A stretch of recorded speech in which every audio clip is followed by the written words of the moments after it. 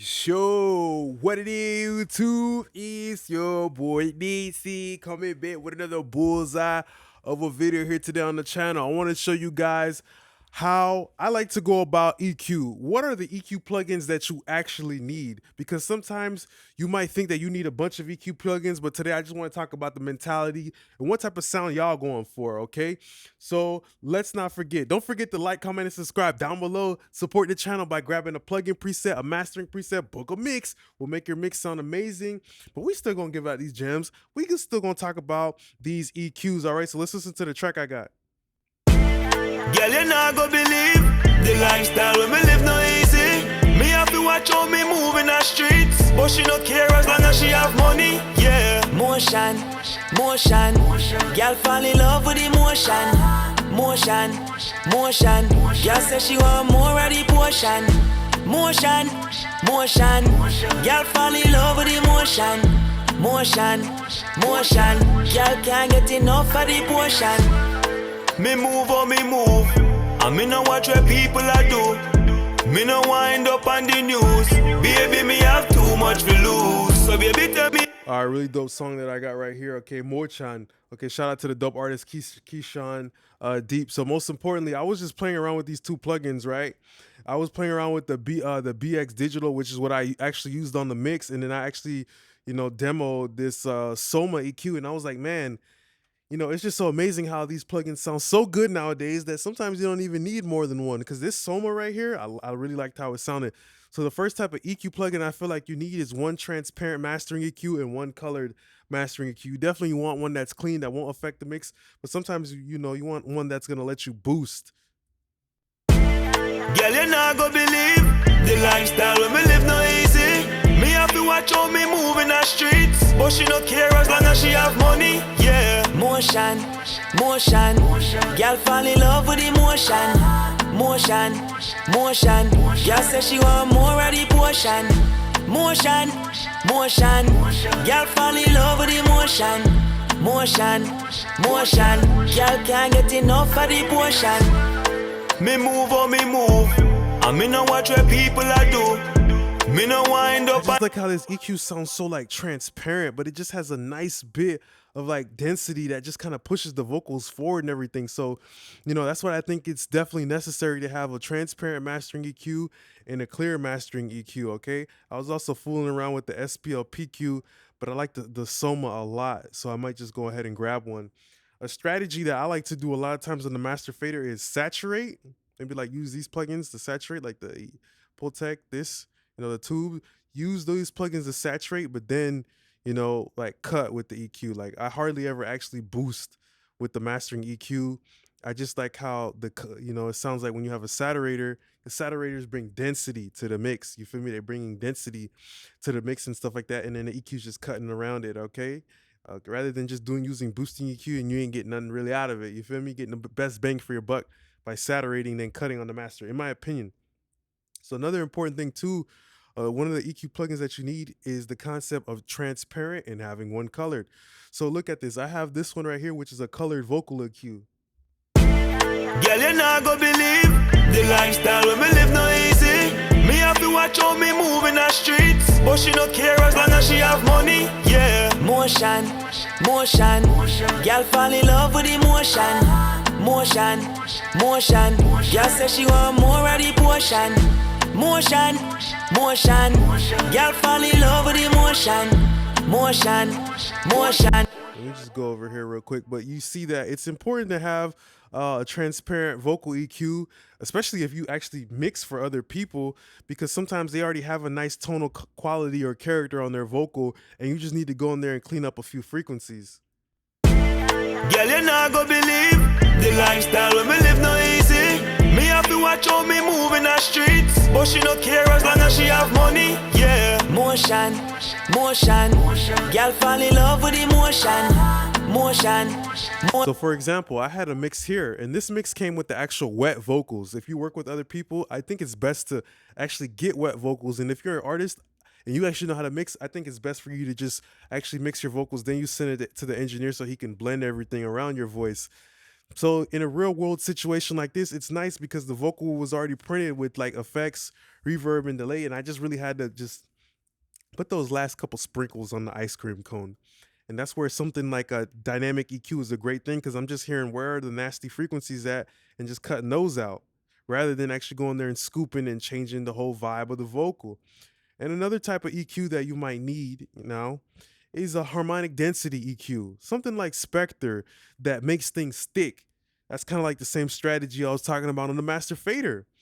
Sometimes you want to make something thick and then you cut it. Sometimes you want to put that cake in the oven and then you cut a slice of it and then you eat it. Just because it makes it more filling, it makes it more full, it makes it more musical. Okay, using something like the Spectre. Okay, because it makes things bigger. Not only does it add EQ, but it's also making things bigger in size. More of the potion, motion, motion. Motion, motion, girl fall in love with the motion. Motion, motion, girl say she want more of the potion. Motion, motion, girl fall in love with the motion. Motion, motion, girl can't get enough of the potion. Oftentimes, a harmonic density EQ can be the thing that brings in the motion into your vocals, right? Because now there's a little bit more fullness, okay?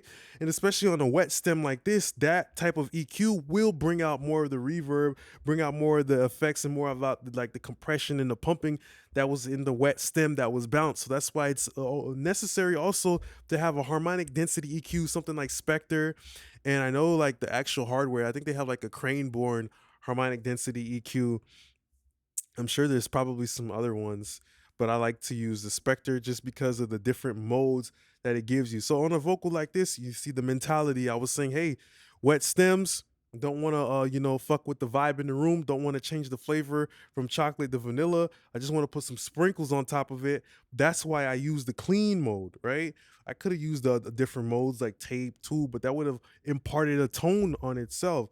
Now, sometimes if you have vocals that sound too plain Jane, too vanilla, too carte blanche, that's when you would start to maybe use these different property types to bring in some different styles of flavor to your vocal. All right.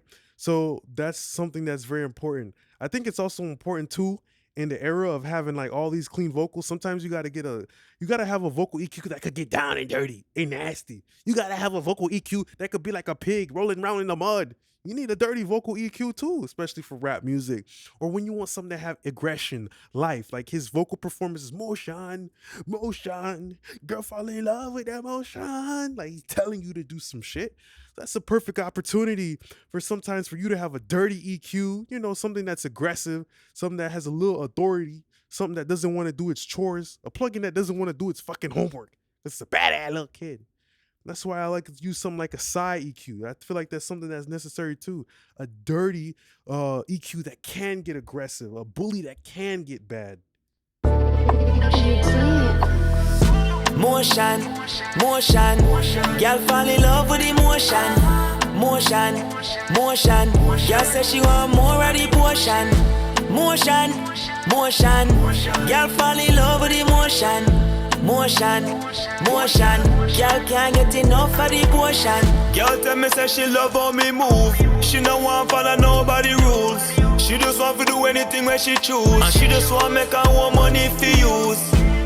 Girl, you not go believe the lifestyle when me live no easy. Me have to watch how me move in the streets, but she no care as long as she have money. Yeah. Motion, motion, girl fall in love with the motion. Motion. And this is only working on the background vocal specifically.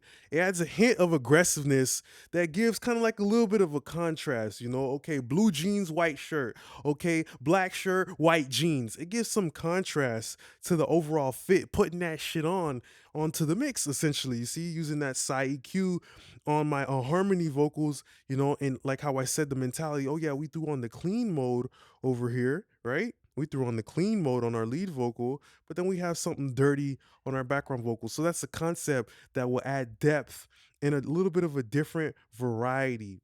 Okay. And the last type of EQ I want to talk about, I don't know if this is necessarily EQ, but something that can give width. All right. Maybe some mid-side style processing, right? I like something like this because this is very simple, it's very dummy proof. Okay. You take out the center or you want to push the sides, right? But this definitely changes the balance of a sound. And a lot of times I might find that if I have background vocals and a lead vocal that's they two little badass little brothers, they can't sleep in the same room together. I will bring in the mother, which is wave center, and just only pull out the center channel to tell them little fucking kids, y'all better get along. Motion, motion, girl fall in love with emotion. Motion, motion, girl say she want more of the potion. Motion, motion, girl fall in love with emotion. Motion, motion, girl can't get enough of the potion. Girl tell me say she love how me move. She no want follow nobody rules. She just want to do it. Let's analyze this situation a little bit better. We're looking at this as like we have two ad-libs, right? These two ad-libs are panning. But pay attention to how even though these two ad-libs are panning, there is still some reverb because the reverb itself is actually printed into it. Motion, motion, girl fall in love with emotion.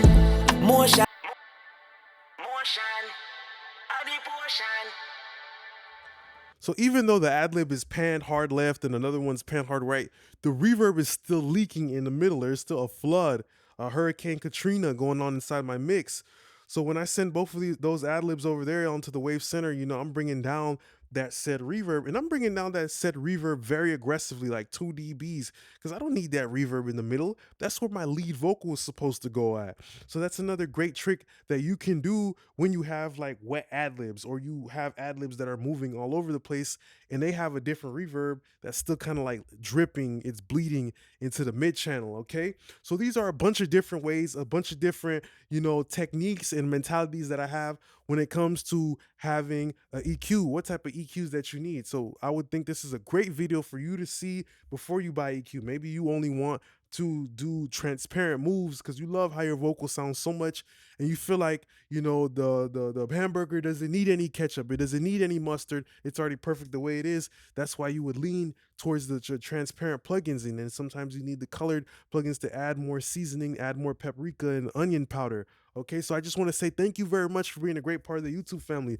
Do not forget to like, comment, and subscribe down below, and check the links to support the channel, book a mix, grab a preset pack, do whatever you want to do, and join the channel membership next to the subscribe button for exclusive videos nobody else has ever seen. Thank you very much for being a great part of the YouTube gang. Appreciate y'all now. Peace.